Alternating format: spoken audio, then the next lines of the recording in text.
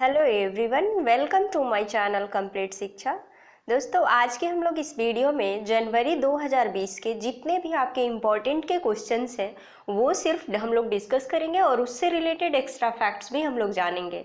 तो आप इस वीडियो को पूरा देखिएगा क्योंकि ये जो वीडियोस हैं वो आपके आगामी एग्जाम के लिए बहुत ही इम्पॉर्टेंट होने वाला है। मैंने सिर्फ कुछ सेलेक्टेड क्वेश्चनों को ही एक जगह पर किया है और आप इस सीरीज़ को पूरा कम्प्लीटली डेली देखिएगा तो तभी आपको इसका फ़ायदा मिल पाएगा। तो चलिए हम देखते हैं अपने क्वेश्चंस को।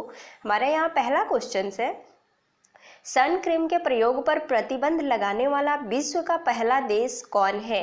देखिए, सन क्रीम के प्रतिरोध पर प्रतिबंध लगाने वाला पहला देश कौन है, तो यहाँ सही आंसर हो जाएगा ऑप्शन नंबर ए। पलाऊ जो है वो सन क्रीम के प्रयोग पर क्या कर दिया है, पूरी तरह से प्रतिबंध लगा दिया है। क्यों लगाया है और ये पलाऊ जो है वो कहाँ की कंट्री है, तो इसके बारे में हम लोग जानेंगे। तो ये जो है पापुआ न्यू गिनी के उत्तर में स्थित एक छोटा सा द्वीपीय देश है जो कि प्रशांत महासागर में स्थित है। और पलाऊ की जो कैपिटल है वो कहाँ है, नेगरलुमड है। यहाँ की जो मुद्रा है वो डॉलर है। सन क्रीम आप सभी जानते हैं कि सन के लाइट के प्रोटेक्शन के लिए यूज़ किया जाता है। तो अब पलाऊ ने सन क्रीम के प्रयोग को पूरी तरह से प्रतिबंधित कर दिया गया है। पलाऊ में, कहाँ पर, पलाऊ में। और ये कहाँ का कंट्री है, आप यहाँ पर देख सकते हैं कि ये जो है पापुआ न्यू गिनी के उत्तर में स्थित एक द्वीपीय देश है, छोटा सा टापू कह सकते हैं आप इसको। और ये कहाँ स्थित है, तो प्रशांत महासागर में। आपको इस क्वेश्चन से इतनी सारी जानकारी को याद रखनी है। हम बढ़ते हैं नेक्स्ट क्वेश्चन की तरफ। हमारा यहाँ नेक्स्ट क्वेश्चन है, खेलो इंडिया यूथ गेम में किस खेल को पहली बार शामिल किया गया है। देखिए, ये क्वेश्चंस आपके एग्जाम के पॉइंट ऑफ व्यू से बहुत ही इंपॉर्टेंट होने वाला है क्योंकि देखिए यहाँ पर पूछा गया है कि खेलो इंडिया यूथ गेम जो हुआ है उसमें पहली बार किस खेल को शामिल किया गया है। यहाँ आपका सही आंसर हो जाएगा option number C, A and B. मतलब कि लॉन बाउल्स और साइकिलिंग दोनों को ही शामिल किया गया है। किसमें, खेलो इंडिया यूथ गेम्स में। तो हम लोग खेलो इंडिया यूथ गेम्स के बारे में बात करेंगे।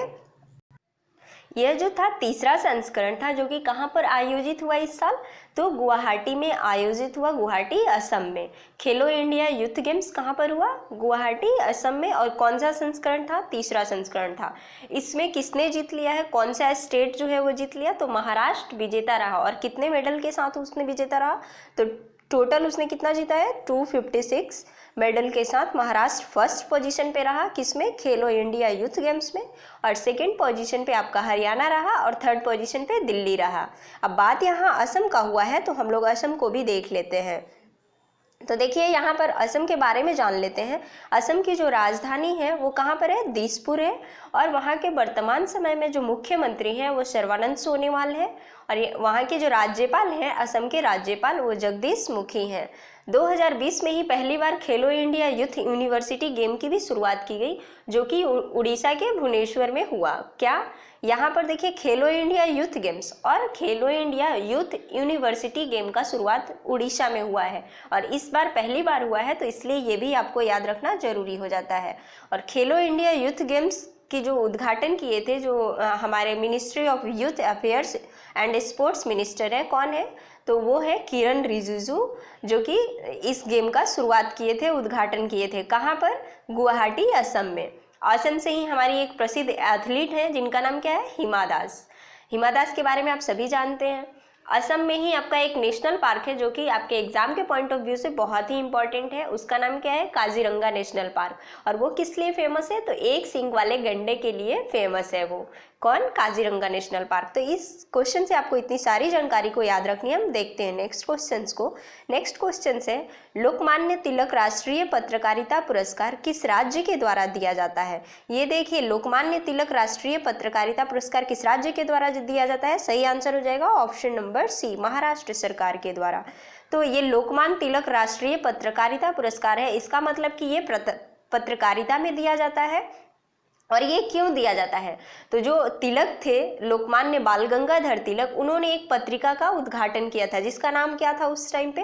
केसरी पत्रिका। और उन्होंने कब स्टार्ट किया था? तो 1881 में इस पत्रिका का उद्घाटन किया था, इस पत्रिका को शुरुआत की थी। कब? 1881 में। आप याद रखेंगे, केसरी नामक पत्रकारिता जो था, पत्रिका जो था, उसको किसने स्टार्ट किया था? लोकमान्य तिलक के द्वारा 1881 ईस्वी में शुरुआत की गई थी। और इसी के उपलक्ष्य में उस साल के बाद से अब इसको क्या दिया जाता है? लोकमान्य तिलक केसरी पत्रकारिता को ही पत्रकारिता के क्षेत्र में बढ़ावा देने के लिए अब दिया जाता है महाराष्ट्र सरकार के द्वारा लोकमान्य तिलक राष्ट्रीय पत्रकारिता पुरस्कार।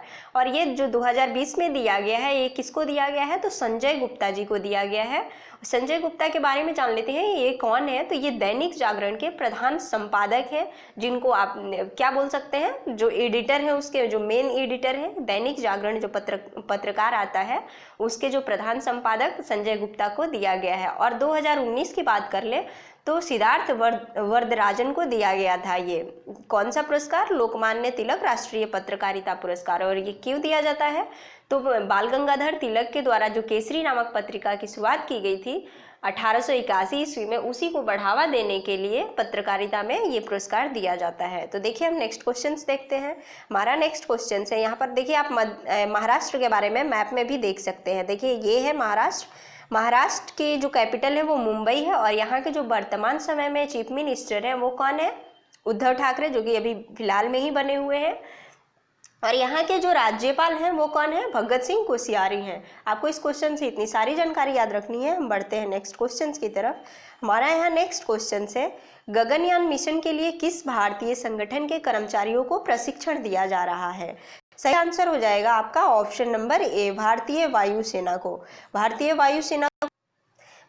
वायुसेना को अभी क्या चीज़ के लिए? गगनयान मिशन के लिए प्रशिक्षित किया जा रहा है, मतलब ट्रेंड किया जा रहा है। क्योंकि ये गगनयान मिशन को है कब लॉन्च किया जाना है? 2022 में। तो उससे पहले भारतीय वायुसेना के 4 कर्मचारियों को रूस में भेजा गया है। किस लिए? तो उनको ट्रेंड होने के लिए, गगनयान मिशन के लिए प्रशिक्षित करने के लिए। अब गगनयान मिशन का बात हुआ है तो हम लोग गगनयान मिशन के बारे में जानते हैं। गगनयान मिशन जो है भारत का पहला मानव अंतरिक्ष मिशन है। इसका मतलब ये हुआ कि भारत भी अब किसी इंसान को अंतरिक्ष में भेजेगा। और ऐसा यदि हम लोग सफलतापूर्वक कर लेते हैं 2022 में, तो क्या हो जाएंगे? हम विश्व के चौथे देश बन जाएंगे। पहले अमेरिका, उसके बाद रूस, अब चाइना, और चाइना के बाद हम यदि ऐसा सफलतापूर्वक कर सकते हैं तो कर लेंगे, तो हम इसमें चौथे देश बन जाएंगे। इसको 2022 में लॉन्च किया जाना है। तो इस गगनयान मिशन में जो पूरी लागत है वो कितनी आने वाली है? तो 10,000 करोड़ रुपए की लागत आने वाली है। और इसको किस रॉकेट के द्वारा भेजा जाएगा? तो ये भी आपसे पूछा जा सकता है। तो वो है GSLV Mark 3, जिसको आप याद रखेंगे, GSLV Mark 3 रॉकेट के द्वारा इसको लॉन्च किया जाएगा। अब बात यहाँ भारतीय वायुसेना का हुआ है तो हम लोग इसके बारे में जानते हैं। इसकी स्थापना हुई थी 8 अक्टूबर 1932 में। और इसीलिए हम लोग 8 अक्टूबर को क्या मनाते हैं? वायुसेना दिवस मनाते हैं। हमारे वर्तमान समय में जो एयर चीफ मार्शल हैं, वायुसेना अध्यक्ष हैं, वो कौन है? RKS भदौरिया है। इस क्वेश्चन से आपको इतनी सारी जानकारी याद रखनी है। बढ़ते हैं नेक्स्ट क्वेश्चन की तरफ। नेक्स्ट क्वेश्चन है कि T20 मैचों में 100 विकेट लेने वाले सबसे युवा गेंदबाज कौन बन गए हैं? देखिए, T20 मैच जो है उसमें 100 विकेट लेने वाले सबसे युवा गेंदबाज कौन बने हैं? ऑप्शन हो जाएगा सी, सही आंसर, मुजीब उर रहमान। मुजीब उर रहमान एक क्रिकेटर है जिनको आप यहाँ पर देख सकते हैं। और इन्होंने अभी 100 विकेट ले लिया है। 100, बहुत ही कम उम्र में इन्होंने 100 विकेट लेने का अपना रिकॉर्ड बनाना है। और किस मैच में? T20 मैच में। ये भी आपको ध्यान रखना है कि किस मैच में उन्होंने कितना विकेट लिया है। तो ये 100 विकेट लेने वाले T20 मैचों में सबसे कम उम्र के खिलाड़ी बन गए हैं। अब मुजीब उर रहमान की बात हुई है तो ये कहाँ के खिलाड़ी हैं, कहाँ के गेंदबाज हैं? तो ये हैं अफगानिस्तान के गेंदबाज मुजीब उर रहमान, जिन्हें कि आप देख सकते हैं यहाँ पर। अब बात यहाँ अफगानिस्तान का हुआ है तो अफगानिस्तान के बारे में हम लोग जानते हैं। अफगानिस्तान की कैपिटल है काबुल। और यहाँ के जो राष्ट्रपति हैं अशरफ गनी। अफगानिस्तान और पाकिस्तान के बीच का जो लाइन है, जो रेखा है, उसको क्या कहते हैं?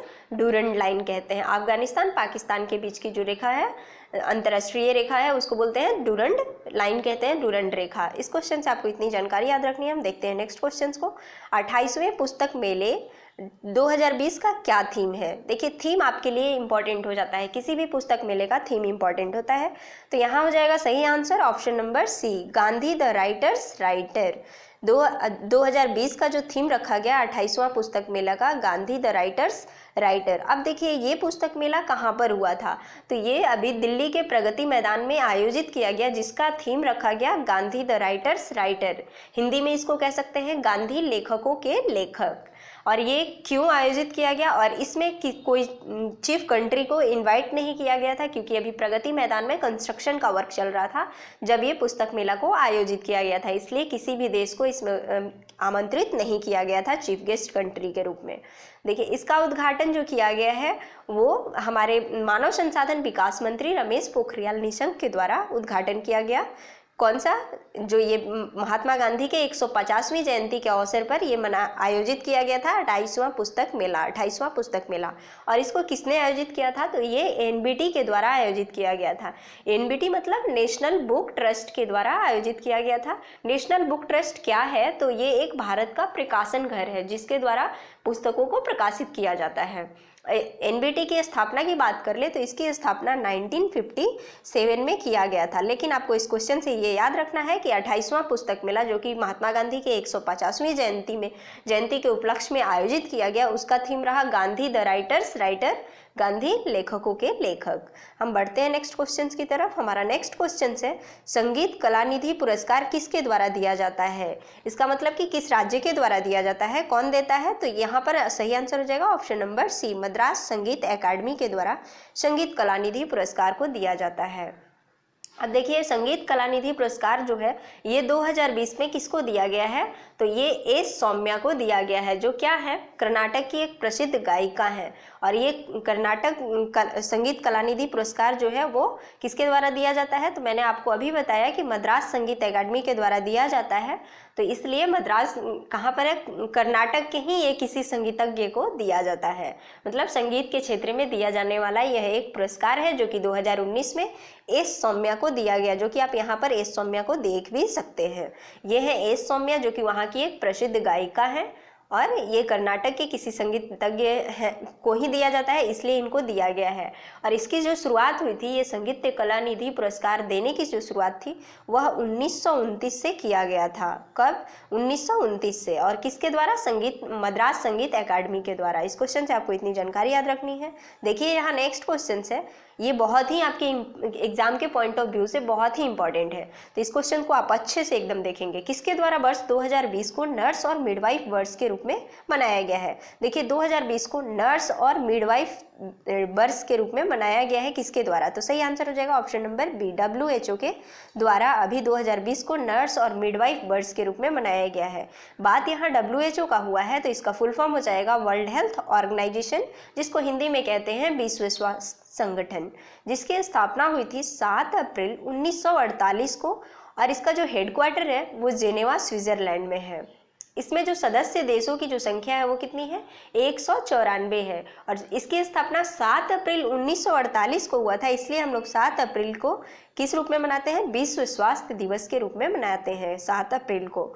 जेनेवा में इसकी हेडक्वार्टर है, तो वहाँ पर और भी बहुत सारे संगठनों का हेडक्वार्टर है, तो हम लोग जान लेते हैं वो संगठन कौन कौन सा है। तो वो है आपका international labour organisation, world trade organisation, विश्व मौसम स्वास्थ्य विज्ञान संगठन, विश्व बौद्धिक संपदा संगठन, विश्व बौद्धिक संपदा संगठन, इन सब का क्या है, जेनेवा में ही आपका हेडक्वार्टर है। अब WHO के महानिदेशक की बात कर ले तो वो कौन है, तेद्रोस अधनॉम है। हम बढ़ते हैं नेक्स्ट क्वेश्चन की तरफ। नेक्स्ट क्वेश्चन है, किस संगठन द्वारा SSLV के लिए दूसरा लॉन्च पैड तमिलनाडु में स्थापित किया जा रहा है। ये इसका सही आंसर हो जाएगा ऑप्शन नंबर ए, इसरो के द्वारा अभी क्या किया जा रहा है, SSLV मतलब स्मॉल सैटेलाइट लॉन्च व्हीकल के लिए भेजने के लिए जो लॉन्च पैड स्थापित किया जा रहा है तमिलनाडु में, इसका दूसरा लॉन्च पैड बनाया जा रहा है।